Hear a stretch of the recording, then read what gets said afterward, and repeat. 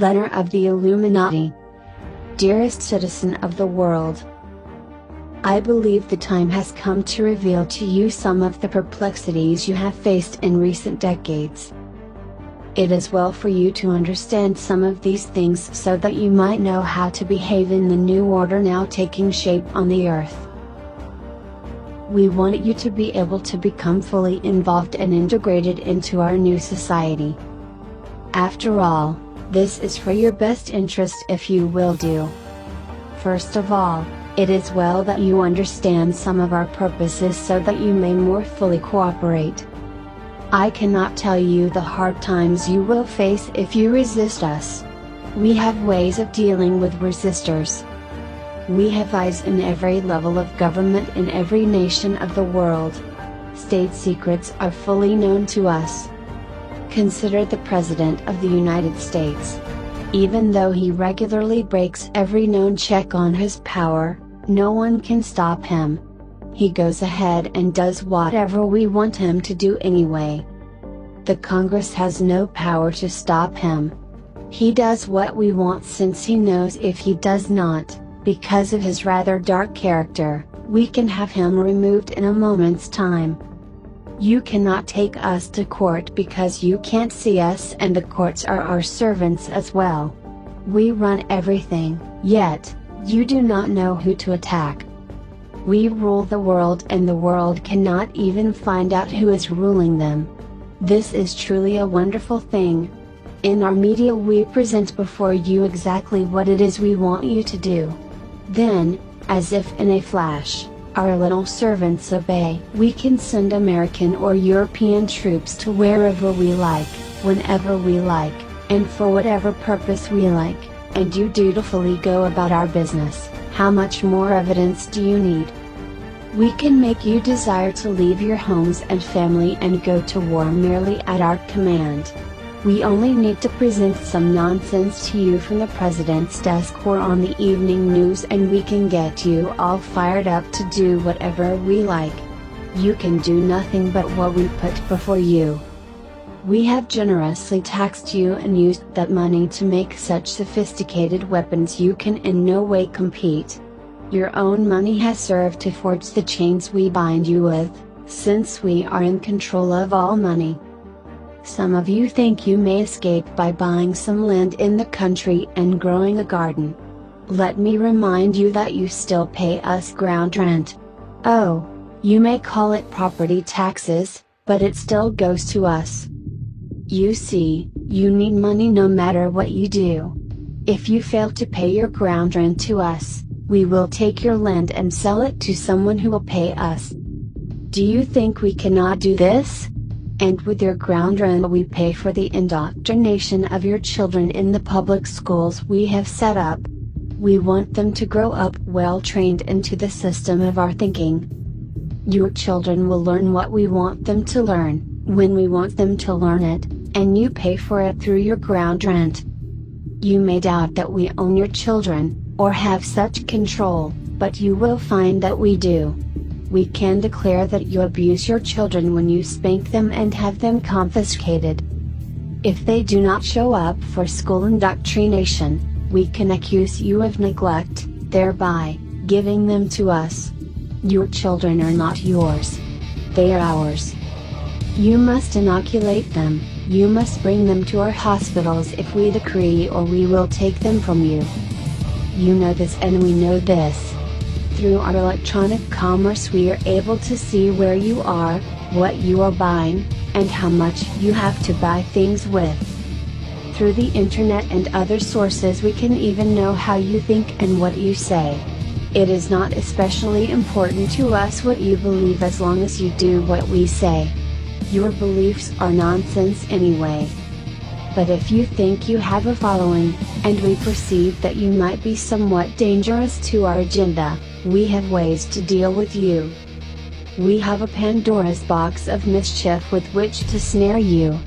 We can have you in court so long you will never get out. We can easily drain away all your assets over one pretext or another, the form of taxes. You do not have this vast supply of wealth. We know how to divide and conquer, Have we not brought down rulers of countries through our devices? Do you think your tiny self will be any match for us? We supply your fuel for your cars. We can turn it off whenever we like, claiming that there is some sort of fuel shortage. What if your car breaks down? You cannot get parts for it without us. We supply all the money you use. At any whim of our desire, we can stop the money supply or cause a complete crash altogether. We can then order the president to declare all money worthless and that we will have to have new money. All of your stashes of cash will go up in smoke in a moment's time. Don't you need food? If necessary, we can cause a truckers' strike which would stop deliveries of food to your local store. We can starve you whenever we like. You only have food because we have provided it to you from our table. During the Great Depression, we controlled the food. We heaped mountains of food behind fences and let it rot. The hungry were then made to work in our labor camps even though there was enough and more to feed them. Do you really think you can beat us? You say you will hoard gold coins so you will still have money in the time of the crash. We can simply pass a law which outlaws the possession of gold as we have done in the past. If we find gold in your possession, we would simply confiscate it and put you in prison for breaking the law. We use the nations for what we want to use them for. Everyone knows that they must yield to us or die. Fortunately, we have had a few resistors such as Saddam Hussein and Slobodan Milosevic that have been helpful in showing the world leaders what we will do to them if they do not submit. There is only glory in following our purposes and doing what we say. Our kingdom is the kingdom of money. Excuse me, but I must confess that we are the rulers of the kingdom of non-money. You must see the humor in that statement. We have given you a piece of paper or some numbers on a computer screen that we have termed money. It is backed up by nothing and proven by nothing but what we say it is. We create it from nothing, we print it, we loan it, we give it its value, we take its value away. All things that have to do with money are in our hands. Think of it, what is it that you can do against us without money? If you try to resist, we can cancel your credit or freeze your accounts. Your cash is easily confiscated. We have made so many rules in the realm of living that you cannot live without money. The only war crime that really is only involves the crime of being against us. Anyone against us is violating our law. As you have seen, when someone is for us, we do not care what they do. Was not Nelson Mandela a bomb-holding terrorist who killed many of his enemies? We made a hero of him. We observe no laws when it comes to war. We do what we want, when we want, and where we want. We can starve nations to death. We can ruin civilians and any other horror for which we would take our enemies to court. Look at our example. We bomb Serbia out of its wits, bomb Kosovans out of their homes, poison their rivers and streams, turn off their electricity, making a grand crisis in that country.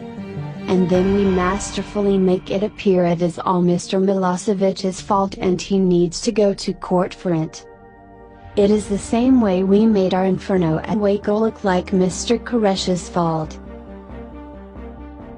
We do not want you to escape free, and that is why we have made it as we have. You are our property. We will not permit you to buy or sell unless you submit to our mark of authority. If you go to court against us, we will wear you out there and in the end you will lose. If you use violence, we will end up having you in one of our labor camps, more specifically called prison industries. You need our money, our entertainments, our fuel, and our utilities to function, and if you don't have them, you feel deprived. By this, you are made to yield to our will. Sincerely, your globalist friend.